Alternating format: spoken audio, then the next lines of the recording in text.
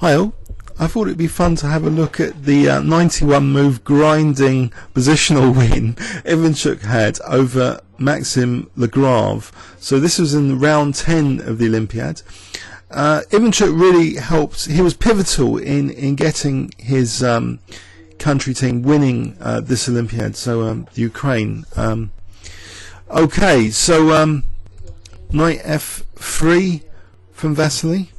Now after knight f6 we have c4, and we have a kind of Grunfeld defense transposition now because black kicks out with d5 here. After c takes we now see queen b3.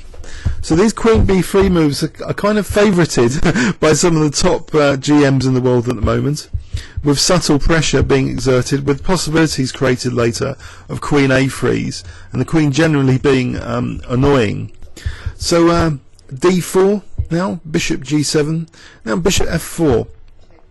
So eyeing the c7 pawn, not minding about bishop d4, obviously, like I think maybe just rook d1 as well. I think bishop c3, black doesn't want to give up that dark square bishop in a hurry either. So he just plays actually bishop e6 here. And now we see this annoying queen a3 move. Black castles. Now Ivanchuk plays e3.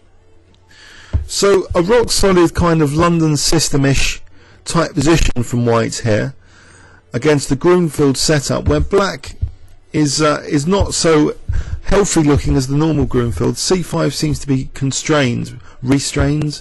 So knight 8 d7, as though c5 might be being prepared for.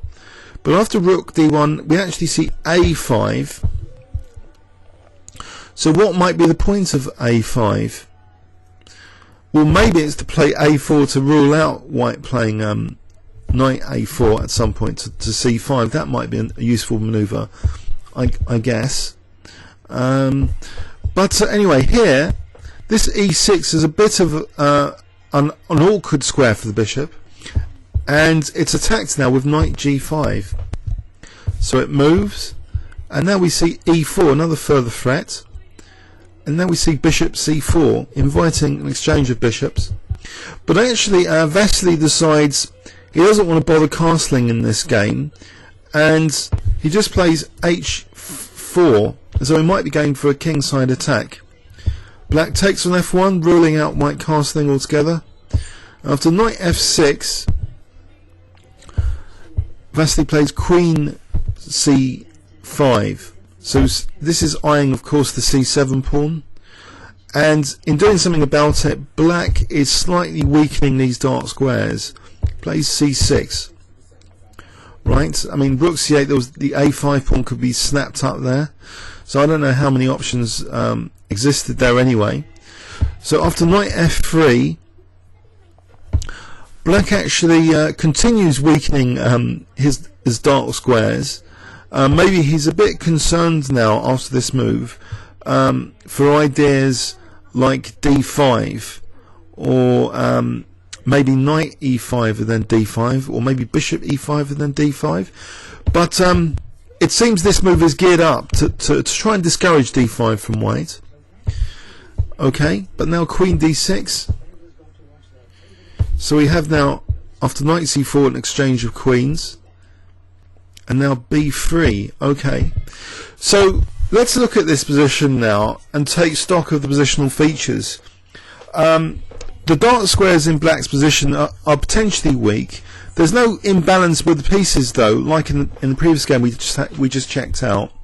So how is white going to grind out a win from here? Well, it seems in the game he does manoeuvre his knights to ideal locations first, and then try and play for b4. Now he wouldn't have imagined it from this position, especially because you know, the black knight on a3, you know. But let's look at these maneuvers now and maybe skim over the moves a bit just to see the plan forming, the plan being executed. So we have a bishop exchange, and look now in particular at how the white knights are improved systematically. So first actually the rooks are arranged on the C and D files, so maybe d5 is continually being threatened as well. And then we see some elegant knight maneuvers from Vasily. So knight a4 first, and now knight e5. And now really, if they can connect at some point via d7, say there was a knight on b6, then this knight can actually go here, and maybe this knight can maybe occupy b6. So they could actually, if they chose to, restrain these two pawns. But f3 now strengthens white's centre. It doesn't seem to be a major concession of any sort. In fact, maybe even g4, as the game showed, it is very useful. So that's another benefit of f3. So the black knights are being kept out of the game. There's horrible semi-open file pressure, and there doesn't seem to be any counter pressure on d4 to speak of, especially with the white king supporting d4. So we would say that black's in a very passive position here, but how to grind it out is the question. Well, the knights are going to reach more ideal spots now via d7. So look at these nice little knight maneuvers, and maybe there's a bit of toying like a cat would play with its victim just for a little bit with these subtle little knight maneuvers, wearing maybe black out a little bit on the clock. Now finally there's a commitment to put the knights like this rather prettily, restraining b7 and c6. But what's the next plan?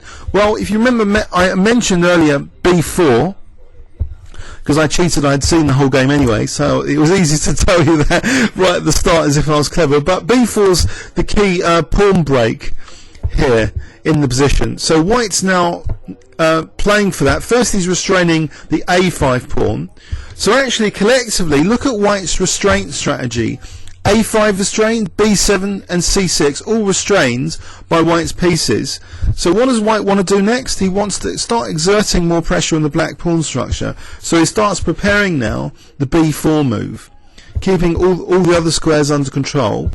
So c4 is not a problem because of that nice knight on b6. Okay, but he's got potentially vulnerable a pawn, or is it the b6 knight is also stopping and he rook a8?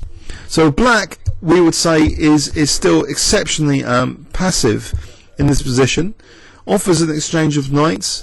It's not taken there, and if it's taken here, it will be a tactical disaster, I think, for black, because there's no knight c4 check and the knight can't retreat. So that would be a horrible pin on the knight against d8. So black is still in a very passive position. So what do these next maneuvers show? Well, we have a simplification there. And now we have a very awkward knight on a8, which has emerged. And now this black immediately tries to free the position up. And here is a very interesting phase of the game, where white is temporarily giving up d4 to try and win back the pawn with interest. So he plays a5. Black dare not take on a5 because then knight c5 and this pawn is going to be mopped up for sure. So he does go for that d pawn versus b pawn exchange, and it looks as though black's winning another pawn. So you might ask, well, you know, what's going on here? But actually, after knight e5, well, this pawn is vulnerable, and white's pieces are just generally a lot more active after this rook takes b6. So much so, actually, that after rook a2, there's a forceful rook coming on the 7th rank, leaving f7 vulnerable. So this is what happens. So white is actually regaining his pawn now forcibly with interest in this position. Although he's temporarily a pawn down, now he's equal on pawns, and his rook is just superior to black's rook, and his knight's definitely superior to the black knight. So, and after king f4, because this rook's tied down, white's actually now threatening g4, creating an outside pass pawn.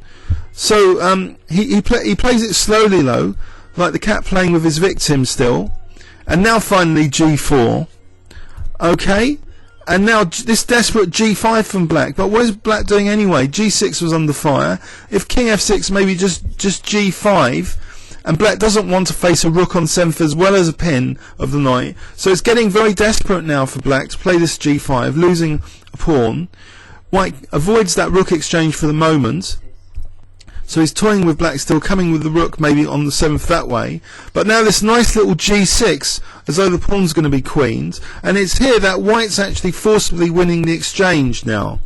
So is the exchange up, and the rest of the game is just a mopping up now, just being the exchange up.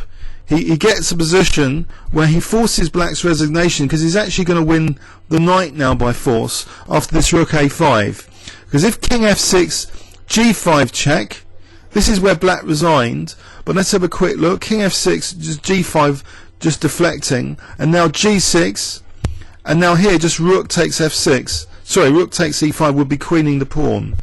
So a nice little positional masterpiece from Ivanchuk, a 91 move grind, one which I wasn't that tempted to show you before because of the length, and the limits on YouTube. But let's get some serious, hardcore positional games going as well on YouTube.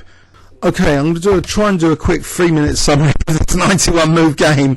So that's probably not that easy. So excuse the brevity now to try and fit this in. So basically what happens in a nutshell, how do we get this positional grind situation? Well, in particular the dark squares I think is a nice pattern to remember for this game, if you're going to remember anything. And white's manoeuvring of the knights to constrain black's queenside pawns. And then I think the main thing after that was white playing for the move b4, which I think started to really transform the position into an endgame, where white was ending up forcibly with just a superior set of minor pieces. And black desperately played c5 here.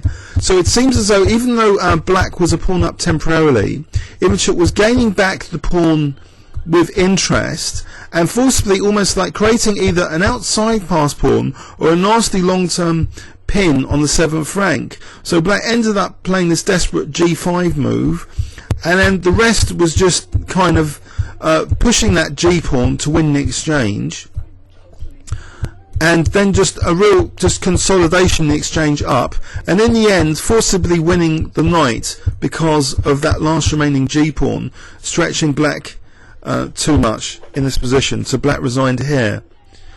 Okay, thanks very much. Comments or questions on YouTube?